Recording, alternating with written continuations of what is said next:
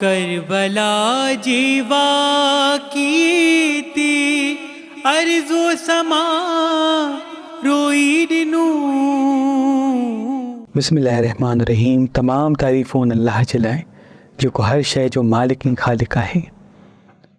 इमाम हुसैन अलैहिस्सलाम करबला जी मैदान में पंहिंजी हिकु हिकु प्यारी खे अल्लाह जी दीन जे लाइ क़ुर्बान कनि था। त मुहर्रम जो ॾींहुं क़यामत जो ॾींहुं अहल बैत ते गुज़रियो आहे। कॾहिं हुर जी लाश अचे थी, कॾहिं कासिम जी लाश अचे थी। मौला हुसैन अलैहिस्सलाम हर लाश ते वञनि था, उनखे ख़ैमे में खणी अचनि था। लेकिन जनाब अब्बास जी वसियत इहा हुई त ऐं मुंहिंजा आका मुंहिंजी शहादत खां बाद मुंहिंजी लाश खे ख़ैमनि में न खणी वञिजो, छो जो आउं बीबी सकीना सलामुल्लाह अलैहा सां वादो करे आयो हुउसि त आउं पाणी खणी ईंदसि, त इहा ॻाल्हि मूंखां बर्दाश्त न थींदी। मौला मुंहिंजी लाश खे हिते ई छॾे ॾिजो। मौला गाज़ी अब्बास जी शहादत खां बाद मौला हुसैन जनाब अब्बास जो अलम ऐं ख़ाली मश्क खणी ख़ैमनि जी तरफ़ पलटनि था। तारीख़ लिखियो एतिरे में बीबी सकीना तमामु ॿारनि खे इहो फरमाए थी त मुंहिंजो चाचा ख़ैमनि जी तरफ़ अचे पियो, हाणे सभु पाणी पींदासीं।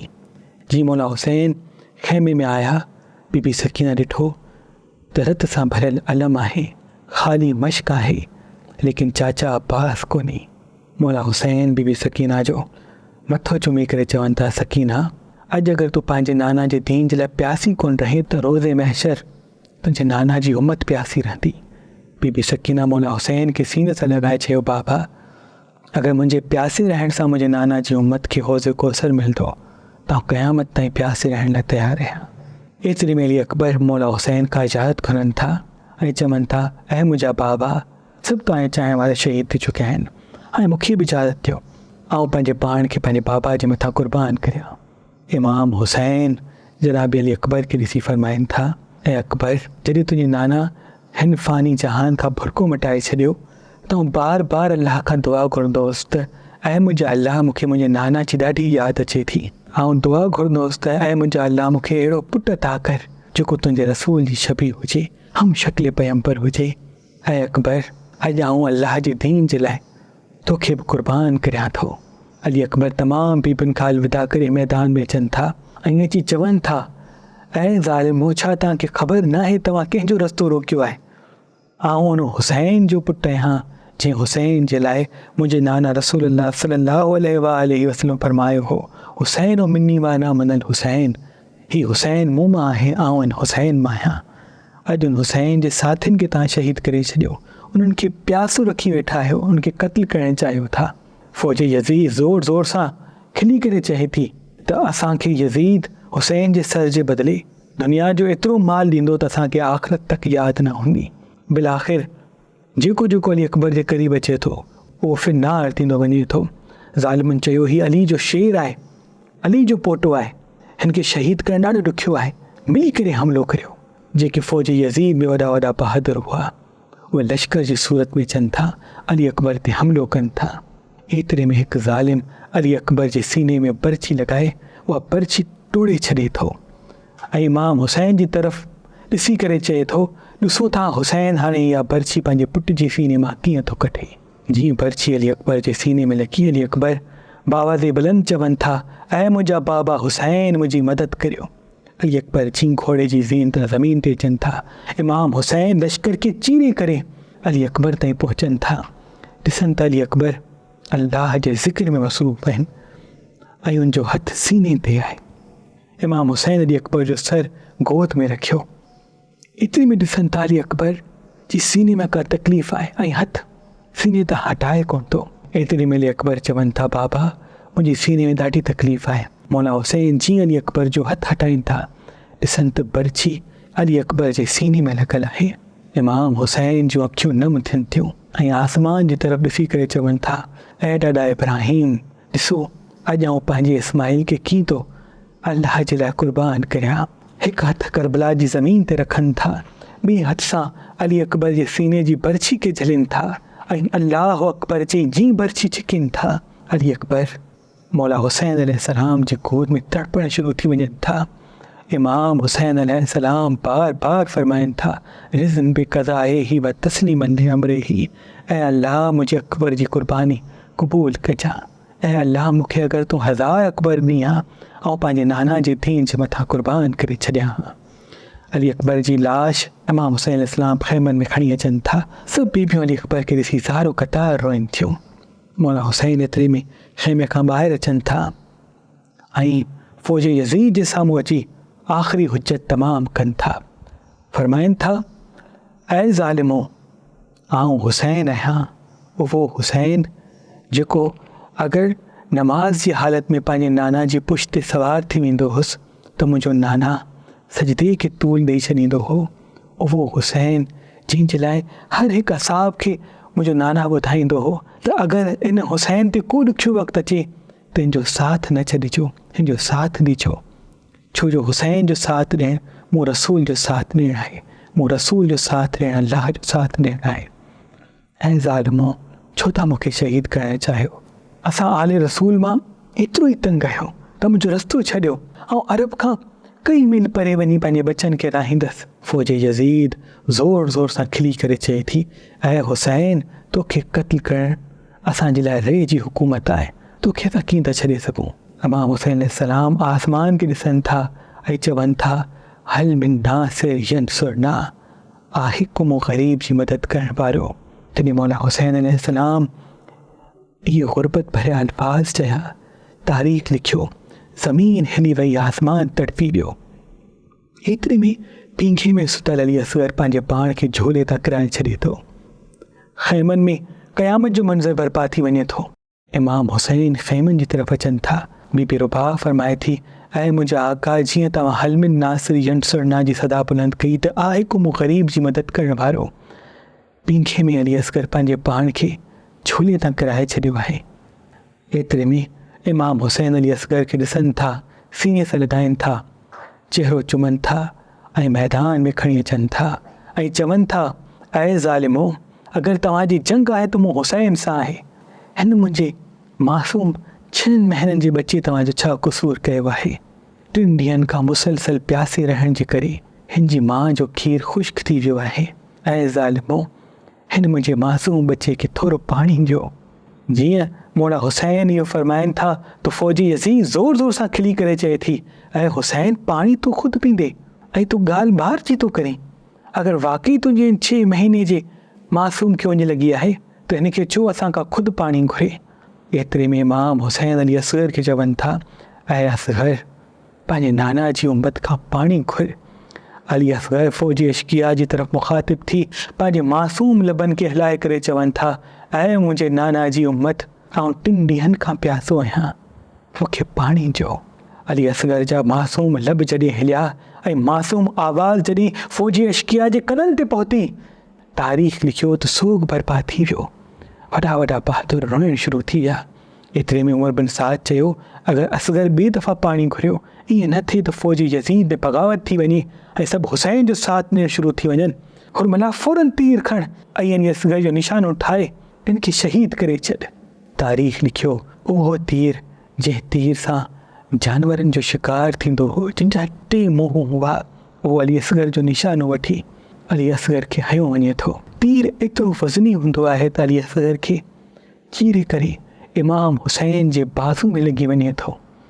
अली असगर जे जिस्म मां थोरो रतु निकिरे थो, थोरो माउ जो खीरु निकिरे थो। इमाम हुसैन अली असगर खे ॾिसी आसमान खे ॾिसनि था, ज़मीन खे ॾिसनि था, अली असगर जो रतु चाहिनि था ज़मीन जे हवाले कनि। ज़मीन रोई चवे थी, ऐं हुसैन, अगरि अॼु इन मासूम अली असगर जो रतु असांजी तरफ़ मोकिलियो त क़यामत ताईं असां अनाज न ॾींदासीं। इमाम हुसैन चाहियो त मासूम अली असगर जे रतु खे आसमान जे हवाले करियां। आसमान रोई इमाम हुसैन सां मुखातिब थिए थो, ऐं हुसैन, अगरि इन मासूम अली असगर जे रतु खे असांजे हवाले कयो त क़यामत ताईं असां मींहुं न वसाईंदासीं। इमाम हुसैन अली असगर जे रतु खे पंहिंजे चेहरे ते मञनि था ऐं अल्लाह सां मुखातिब थी चवनि था, ऐं अल्लाह, ऐं क़यामत जे ॾींहुं पंहिंजे अली असगर जो रतु पंहिंजे चेहरे ते लॻाए ईअं ई तुंहिंजे हाल में ईंदसि ऐं पुछंदसि त मुंहिंजे हिन मासूम अली असगर जो छा क़सूरु हो। बिलाख़िर अली असगर खे इमाम हुसैन अलैहिस्सलाम पंहिंजे अबा में लिकाए ख़ैमे में अचनि था। जीअं बीबी रुबाब मौला हुसैन अलैहिस्सलाम जी अबा खे हटाए अली असगर खे ॾिसंदा आहिनि त ज़ारो क़तार रोई चवनि था, ऐं मुंहिंजा आका हुसैन, छा इन्हनि ज़ालिमनि खे पंहिंजी का औलाद नाहे? हिन मासूम बच्चे जो छा क़सूर हो जो हिनखे हिन तरह सां शहीद कयो पियो? मौला हुसैन अलैहिस्सलाम हिकु नंढड़ी क़ब्र ख़ैमे जे पोयां खोटीनि था, अली असगर खे दफ़न कनि था ऐं मैदान में अचनि था ऐं चवनि था, ऐं ज़ालिमो अचो, अॼु हिकु बुखे जी जंग ॾिसो, हिकु प्यासे जी जंग ॾिसो, उन हुसैन जी जंग ॾिसो जंहिंजा जवान मारिया विया, जंहिंजा बच्चा शहीद कया विया। उन वक़्तु जेके बहादुर हुआ उहे सवनि जी तादाद में अची मौला हुसैन अलैहिस्सलाम जे मदे मुक़ाबिले ईंदा वञनि था। इमाम हुसैन अलैहिस्सलाम सभिनी खे फिनार कंदा वञनि था। एतिरे में जॾहिं उमर बिन साद ॾिठो त इमाम हुसैन अलैहिस्सलाम खे शहीद करणु नामुमकिन आहे, जेको बि इमाम हुसैन जे क़रीब वञे थो फिनार थिए थो। शिमरी उमर बिन साद चयो त पूरी फ़ौज सभु हिकु ई टाइम ते इमाम हुसैन ते हमिलो कनि। बसि हिकु तरफ़ बीबी फ़ातिमा ज़हरा सलामुल्लाह अलैहा जो अकेलो पुटु इमाम हुसैन अलैहिस्सलाम हो ऐं ॿिए तरफ़ 80,000 जी फ़ौज इमाम हुसैन ते हमिलो करे थी। सभु परे परे खां इमाम हुसैन अलैहिस्सलाम खे शहीद करण जी कोशिशि कनि था, लेकिन को बि इमाम हुसैन जे क़रीब कोन थो अची सघे। बसि कुझु ज़ालिम मौला हुसैन खे चारों तरफ़ खां हमिलो कनि था ऐं कुझु ज़ालिम मौला हुसैन अलैहिस्सलाम जे ख़ैमनि खे बाहि ॾियनि था। मौला हुसैन कॾहिं मैदान में अचनि था ऐं कॾहिं ख़ैमनि जी तरफ़ अचनि था ऐं पोइ हिकु आवाज़ बुलंद थिए थी त जंहिंजे हथ में जेका शइ आहे इमाम हुसैन खे उहो हणे। के नेज़ा हया, जंहिं वटि तीर हुआ उन्हनि तीर इमाम हुसैन अलैहिस्सलाम खे हणणु शुरू कया। जंहिं वटि नेज़ा हुआ उन्हनि नेज़ा इमाम हुसैन अलैहिस्सलाम खे हणणु शुरू कया। जंहिं वटि तलवारूं हुयूं उन्हनि तलवारूं उछलाए मौला हुसैन खे हणणु शुरू कयूं। जंहिं वटि पत्थर हुआ उहे पत्थर इमाम हुसैन अलैहिस्सलाम खे उछलाए हणणु शुरू थिया। तारीख़ लिखियो जंहिं वटि को सामान न हो उछलाए हणण जो, करबला जी ज़मीन तां मिट्टी खणनि था ऐं इमाम हुसैन अलैहिस्सलाम जी तरफ़ उछलाइनि था। इमाम हुसैन अलैहिस्सलाम खे एतिरा तीर लॻनि था, एतिरा नेज़ा लॻनि था। तारीख़ लिखियो इमाम हुसैन अलैहिस्सलाम जे जिस्म ते का जॻहि बाक़ी नथी बचे जिते तीर या को ज़ख़्म न हुजे। बिलाख़िर मौला हुसैन घोड़े जी ज़ेन तां ज़मीन जी तरफ़ अचनि था, लेकिन उहो तीरनि जो मींहुं बंदि कोन थो थिए। मौला हुसैन अलैहिस्सलाम जे घोड़े जो नालो मुर्तजिज़ हो, छो जो इहो उहो ई घोड़ो हो जेको हुज़ूर सल्लल्लाहु अलैहि वसल्लम इमाम हुसैन खे तोहफ़ो कयो हो ऐं रसूलुल्लाह बि इन घोड़े ते सवार थींदा हुआ। त उहो घोड़ो इमाम हुसैन जो तवाफ़ करणु शुरू करे छॾे थो ताकी इहे तीर मूंखे लॻनि, इमाम हुसैन खे न लॻनि। तारीख़ लिखियो जॾहिं घोड़ो इमाम हुसैन जो तवाफ़ करे थो त मुंहिंजे आका खे तीर न लॻनि। त एतिरे में उमर बिन साद चवनि था तीरनि खे रोकियो वञे, छो जो मूं ख़ुदि पंहिंजे अखियुनि सां ॾिठो आहे इन घोड़े ते अल्लाह जो रसूल सवारी कंदो हो। इहे न थिए इन घोड़े खे को ज़ख़्म मिले ऐं अल्लाह जा रसूल असां खां नाराज़ थी वञनि। एतिरे में घोड़ो पंहिंजी ज़बान में चवणु शुरू थिए थो, ऐं ज़ालिमो जंहिं ते हुज़ूर सल्लल्लाहु अलैहि वसल्लम सवारी कंदा हुआ, तव्हांखे उन घोड़े जो त एतिराम आहे, लेकिन जिन खे पंहिंजे कुल्हनि ते सवार करे उम्मत खे ॾेखारींदा हुआ त हीउ मुंहिंजो हुसैन आहे, इन जो ख़्यालु रखिजो। उन हुसैन जो को अहसासु न आहे। इमाम हुसैन अलैहिस्सलाम मुसलसल अल्लाह जी इबादत कनि था, सुभान रब्बिल आला व बिहम्दि सजदे में सिर रखी पढ़ंदा रहनि था। कंहिं बि फ़ौज यज़ीद जे सिपाही जी एतिरी हिमत न हुई त क़रीब वञी मौला हुसैन जो सर कटे। जेको मौला हुसैन जे क़रीब ईंदो आहे इमाम हुसैन जे चेहरे खे ॾिसंदो आहे, उन्हनि खे मौला हुसैन जे अखियुनि में हुज़ूर सल्लल्लाहु अलैहि वसल्लम जो चेहरो नज़र ईंदो आहे ऐं हू रोई करे वापसि ईंदा आहिनि। एतिरे में शिमिर चयो, हीउ हुसैन जो सर न आहे, तव्हां इहो सोचो त हिन सर जे बदिले इन ई वज़न जो तव्हांखे सोन यज़ीद ॾींदो, छो तव्हां घबरायो? ॾिसो आउं कीअं थो तव्हांखे हुसैन जो सर कटे ॾेखारियां। क़रीब अचनि था, इमाम हुसैन जे गले ते खंजर रखनि था ऐं हलाइणु शुरू कनि था। ॾिसनि त इमाम हुसैन अलैहिस्सलाम कुझु चई रहिया आहिनि। शिमिर सोचनि था शायदि हुसैन तव्हांखे बददुआ पियो ॾे। जॾहिं ॿुधण जी कोशिशि करे थो त इमाम हुसैन जा आख़िरी लफ़्ज़ इहे हुआ त ऐं मुंहिंजा अल्लाह पंहिंजे हुसैन जी इहा क़ुर्बानी पंहिंजे दरबार में क़बूल कजां। ऐं मुंहिंजा अल्लाह मुंहिंजे बचनि जी क़ुर्बानी पंहिंजे दरबार में क़बूल कजां। ऐं मुंहिंजा अल्लाह मुंहिंजे असहाबनि जी क़ुर्बानी पंहिंजे दरबार में क़बूल कजां।